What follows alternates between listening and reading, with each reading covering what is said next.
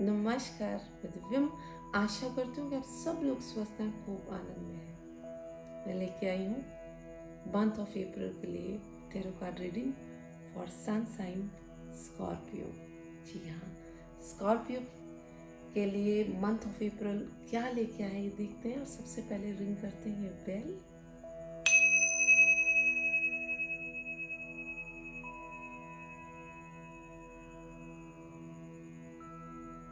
जी, card shuffle करते हैं Scorpios के लिए और देखते हैं कि स्कॉर्पियो के लिए मंथ ऑफ अप्रैल क्या चैलेंजेस या क्या ब्लेसिंग्स लेके आए, क्या मैसेजेस हैं स्कॉर्पियो के लिए month of April. Dear Scorpios, जी सबसे पहले साथ में 2 कार्ड पुल किए मैंने। पहले तो शायद किसी तरह का ट्रैवलिंग जो है वो डिले होगा, डिसीजंस थोड़े ध्यान से लेके जाने हैं, एनर्जी बैलेंस में थोड़ी डिफ़िकल्टीज हो सकती है। राइट एंड रॉन्ग वैसे तो कुछ नहीं होता, मगर फिर भी राइट एंड रॉन्ग डिसीजन करने में थोड़ा सा ध्यान दें। मुझे नेक्स्ट कार्ड एम्परर का है। ऐसे लगता है कि आप बहुत बहुत समझदार इंसान हैं जो शायद सबके को बहुत अच्छी सलाह दे पाते हैं, मगर इस वक्त थोड़ा सा बैलेंस या थोड़ा सा विजडम जो है वो ज़्यादा बॉसी बनता जा रहा है। सो थोड़ा ध्यान रखें कि जो एक पावर है आपके अंदर, आपके भीतर, उसको डिस्प्ले थोड़ा और कंपैशन के साथ करें दूसरों के लिए। नेक्स्ट कार्ड फिर से मुझे ये बता रहा है कि कुछ ऐसे प्रोजेक्ट्स थे जिनको हमने बहुत रश में, बहुत फटाफट से शुरू कर लिया था, मगर वो उतने बढ़िया से सक्सेसफुली टर्न अप नहीं हो पाए हैं। Last card which says is कोई जॉब या कोई ऐसा शायद घर शिफ्ट करना था, कोई प्रोजेक्ट, कुछ ऐसा जिसकी आपको उम्मीद थी कि आने वाले टाइम 1 मंथ में हो जाएगा, उनमें थोड़ा डिले महसूस कर पा रही हूँ। तो इस सिचुएशन को लेके जेन कार्ड्स आपके लिए मैसेज क्या लेके आए मैं देखती हूँ स्कॉर्पियोस के लिए।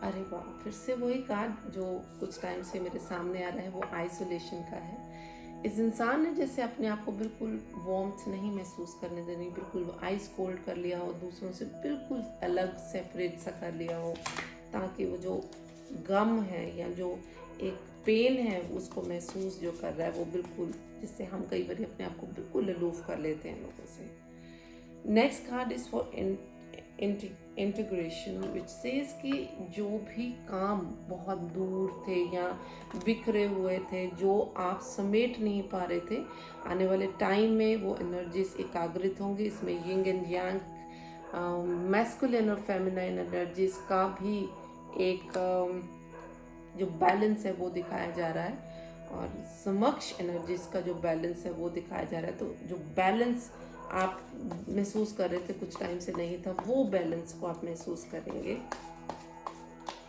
ओके, लास्ट कार्ड मुझे एक कार्ड थोड़ा सा डिफ़िकल्ट है मुझे। अगर मैं अपने लिए देखूं तो ये कार्ड मुझे बहुत डिफ़िकल्ट लगता है। ये कार्ड है फाइटिंग का। ये इंसान जो है ये शायद हमेशा गार्ड्स अपने इतने तैयार रखता है, कई बार we are not open for certain kind of situation in life, और एक मुंह पे एकदम तगड़ी ना होती कि नहीं मुझे नहीं करना है, और भीतर खूब सारी फाइट हर वक्त चल रही होती है। तो उस फाइट के रहते मैं देख पा रही हूँ जैसे आपने अपने आप को पूरा का पूरा एक अपने इर्द गिर्द एक दीवार से बिल्डअप कर लिए, जहाँ आप भीतर किसी को आने देने की अनुमति नहीं दे रहे हैं। तो कार्ड्स देखते हैं, रोमांस कार्ड क्या कहते हैं आने वाले टाइम के लिए स्कॉर्पियोस के लिए। जी, ये कार्ड सबसे पहले आया एंगेजमेंट का, कि जो आपका रिलेशनशिप है वो शायद हायर पेडेस्टल पे, असेंडिंग लेवल पे कमिटमेंट में जाने के लिए तैयार रहेगा या कोशिश करेगा। आप दोनों शायद इस रिलेशनशिप को बेटर करने की कोशिश करेंगे।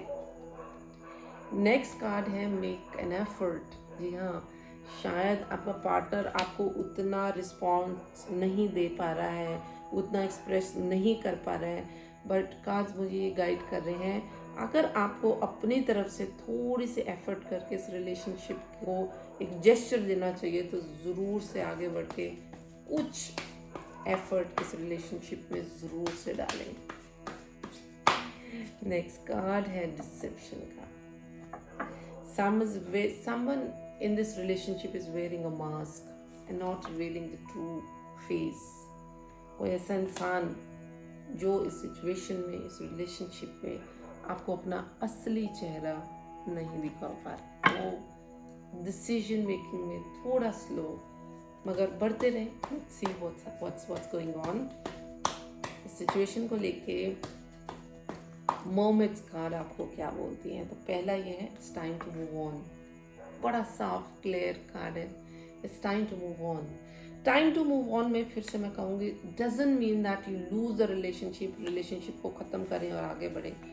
टाइम टू मूव ऑन का मतलब ये भी है शायद कुछ ऐसी चीज़ें हैं जिनके साथ नेगेटिव अटैचमेंट है, उसको जाने देना चाहिए. आपके रिलेशनशिप से, टुगेदरनेस से शायद थोड़ा परे होकर सिचुएशन को देखना चाहिए कि सिचुएशन आखिर आपके लिए होल्ड क्या करके रखती है.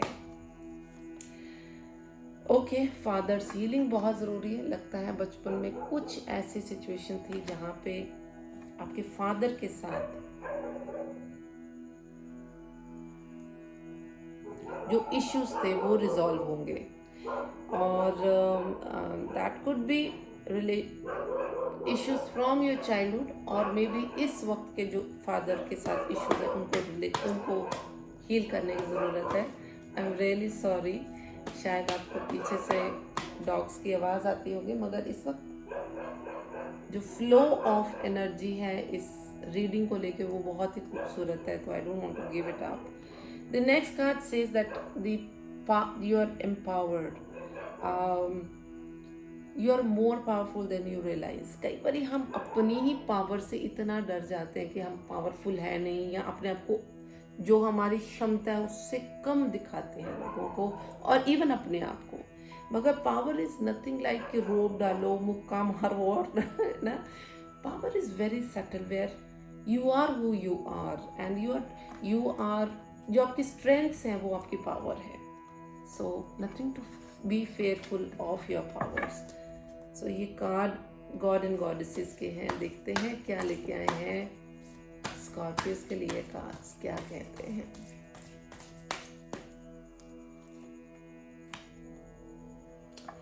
अरे वाह, God of conflict resolution. Card बहुत बहुत खूबसूरत है. लगता है कि बहुत टाइम से कुछ ऐसी कॉन्फ्लिक्ट थी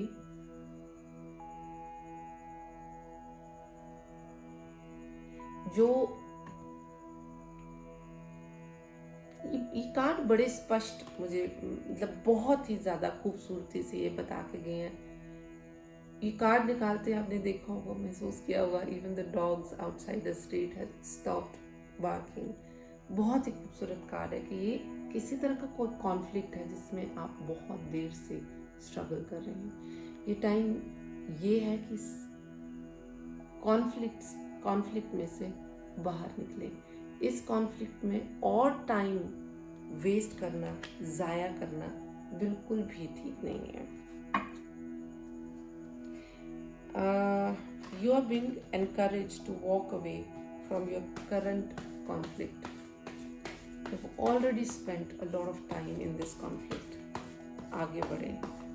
Emerging का कार्ड है अपने आप में. मैस्कुलिन एनर्जीज को ज़्यादा डिपिक्ट कर रहा है ये कार्ड. तो नेक्स्ट कार्ड्स जो मेरे हाथ में है वो है व्हाट इज लाइफ पर्पस. क्या है आप इस वक्त आपकी लाइफ में. ओके, मेरे हाथ में दो कार्ड्स आए हैं. तो पहला कार्ड मुझे ये, एक तो wow, this is very very beautiful, infinite abundance का कार्ड है. You are supported as you devote yourself to your divine life purpose. मतलब ये है कि आपका जो डिवाइन पर्पस है लाइफ में, जब आप वो करना चाहेंगे तो आपको खूब सारी सपोर्ट मिलेगी एंजल्स की, एनर्जीज की. और another you have a book inside you that wishes to be expressed. Make the time to write it. शायद आप कुछ लिखें. अगर बुक नहीं तो शायद कोई पोएम, अगर पोएम नहीं तो शायद कुछ अपने बारे में, कुछ ऐसी चीज़ें जो बहुत गहरी उतर सकती हैं, बहुत गहरा मीनिंग दे सकती हैं इस ज़िंदगी को या आपके आसपास के लोगों को जो वो जिनके सामने आपकी जो राइटिंग है वो जाएगी। सो यू कैन सी ये जो फीमेल है ये लिख रही हैं और पीछे एंजल की सपोर्ट है। तो ऐसा कुछ जो है मिरेकल ज़िंदगी आपको करने के लिए इनवाइट करती है। स्कॉर्पियोस के लिए रहता है मंथ ऑफ अप्रैल। मैं बाकी सारे वीडियोस सन साइंस के लिए पढ़ने के लिए अगले वीडियोस को आप ज़रूर से देखें। अब के लिए इतना स्कॉर्पियोस के लिए। मैं फिर से मिलूँगी और मेरे यूट्यूब चैनल को ज़रूर से सब्सक्राइब करें और अपने साथ शेयर करें।